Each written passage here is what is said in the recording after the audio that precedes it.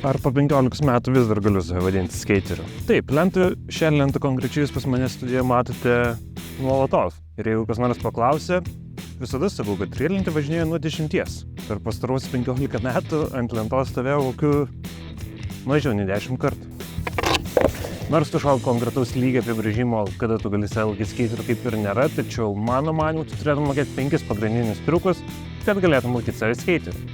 Šie 5 triukai tai yra olė, kickflipas, popševitas, manualas ir pam-pam.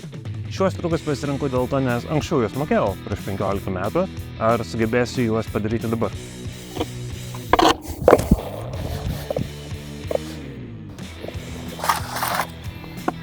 Žinoma, faktas, kad visų 5 triukų iš pirmo karto nepadarys. Dėl to nusprendžiau pasidaryti savo iššūkį 5 triukai per 5 dienas. Jeigu šiuos 5 triukus aš prisiminsiu, kaip juos daryti per ateinančias 5 dienas, tuomet pasidovanosiu savo naują lentą.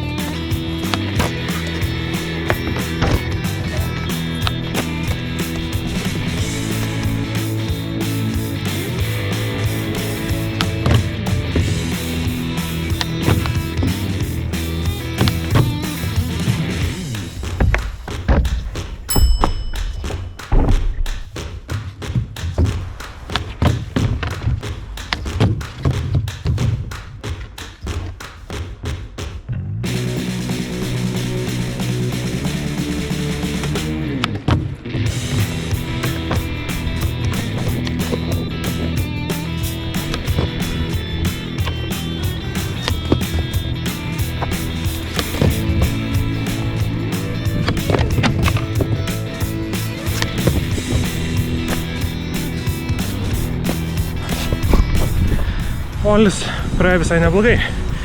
Laikas pereiti prie kickflipo.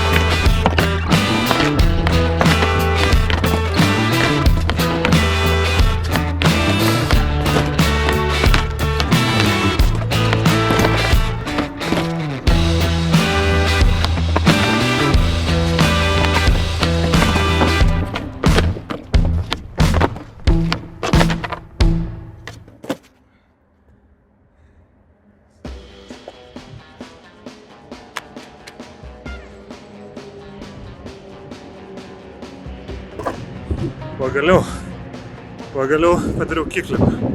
Tai realiai per vieną dieną padariau olį ir kickflipą. Kickflipas iš tiesų buvo tas, kas aš galvojau, kad bus sunkiausia.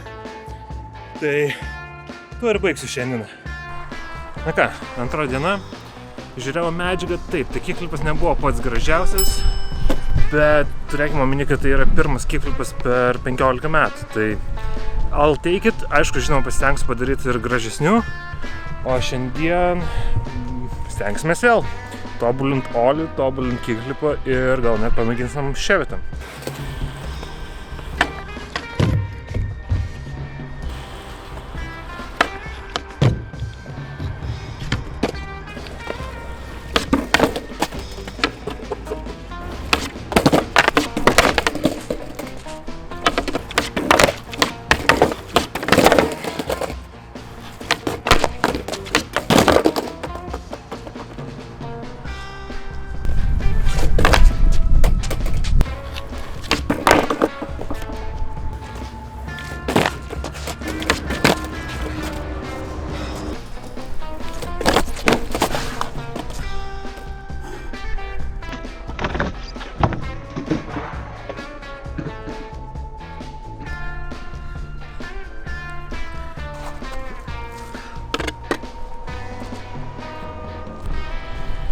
Nu, panašu, kad ko gero šituo krešu ir baigsiu antrą dieną.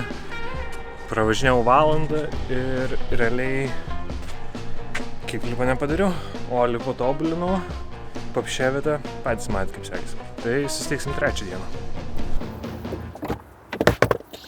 Na kągi, dar viena diena, dar vienas apsilankymas skate parke. Tai vakar diena nebuvo pati sėkmingiausia arba progresyviausia. Šiandien galvoju, jog reikės pamėginti manualą ar pam, tai pažiūrėsim, kaip seksis šiandien.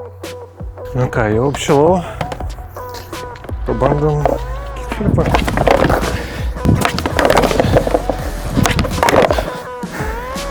Suktas, tai sukasi geriau.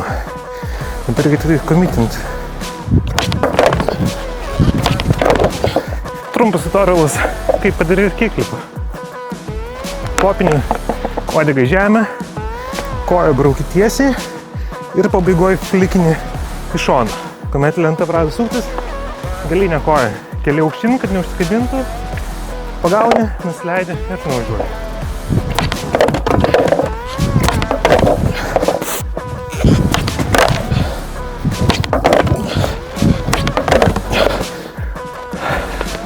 Gerai, vietoj nulengnu. Pamėginkim šitą truputį lengvesnį, padarom manual.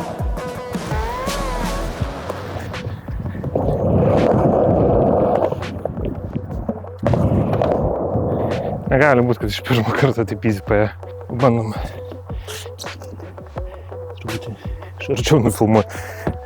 Net pačiam nesitikė. Aišku, tai nėra manualas kažkokios.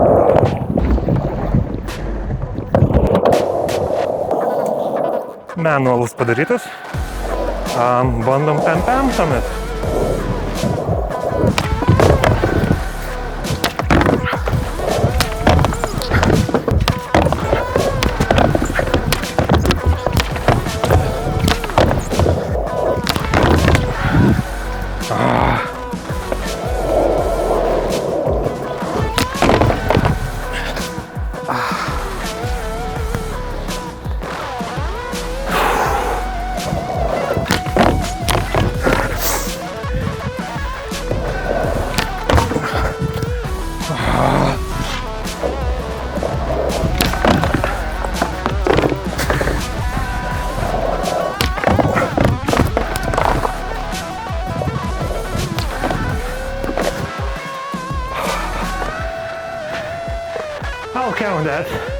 I'll count that.